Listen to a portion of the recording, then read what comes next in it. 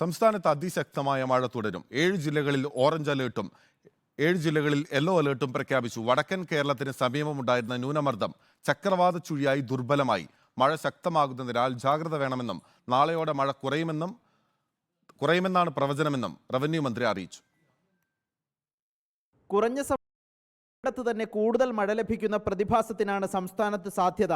മലവെള്ളപ്പാച്ചിലും മിന്നൽ പ്രളയവും പ്രതീക്ഷിക്കുന്നതിനാൽ പ്രത്യേക ജാഗ്രത വേണം. പത്തനംതിട്ട, ആലപ്പുഴ, കോട്ടയം, എറണാകുളം, ഇടുക്കി, കോഴിക്കോട്, കാസർഗോഡ് ജില്ലകളിൽ ഓറഞ്ച് അലർട്ടും ബാക്കിയുള്ള 7 ജില്ലകളിൽ യെല്ലോ അലർട്ടും പ്രഖ്യാപിച്ചു. അതിനിടെ വടക്കൻ കേരളത്തിന് സമീപം അറബിക്കടലിലുള്ള ന്യൂനമർദ്ദം ദുർബലമായി. നാളെയോടെ ബംഗാൾ ഉൾക്കടലിൽ റെമാൽ ചുഴലിക്കാറ്റ് രൂപപ്പെടും. ഞായറാഴ്ച ഇത് തീവ്ര ചുഴലിക്കാറ്റായി ബംഗ്ലാദേശ് തീരത്ത് പ്രവേശിക്കാനാണ് സാധ്യത. കാറ്റുകളുടെ സ്വാധീനം കുറയുന്നതിനനുസരിച്ച് മഴ ശമിക്കുമെന്നാണ് കേന്ദ്ര കാലാവസ്ഥാ വകുപ്പിന്റെ പ്രവചനം.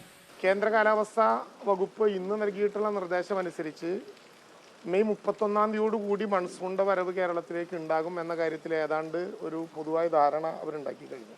അറബിക്കടലിൽ രൂപം കൊണ്ട ചക്രവാത ചുഴിയുടെയും അതുപോലെ തന്നെ ബംഗാൾ ഉൾക്കടലിൽ രൂപം കൊണ്ട ന്യൂനമർദ്ദങ്ങളുടെയും കിഴക്കൻ കാറ്റിൻ്റെയും ഒക്കെ ഭാഗമായിട്ടുണ്ടായിരുന്ന ഈ അതിതീവ്ര മഴ നമുക്കിന്നും നാളെയും കഴിഞ്ഞാൽ പിന്നെ മൺസൂൺ വരെ ഒരു ചെറിയ ഗ്യാപ്പ് കിട്ടും എന്നാണ് നമ്മൾ പ്രതീക്ഷിക്കുന്നത്. കടലിൽ മോശം കാലാവസ്ഥ നിലനിൽക്കുന്നതിനാൽ മത്സ്യബന്ധനത്തിന് ഏർപ്പെടുത്തിയ വിലക്ക് തുടരും.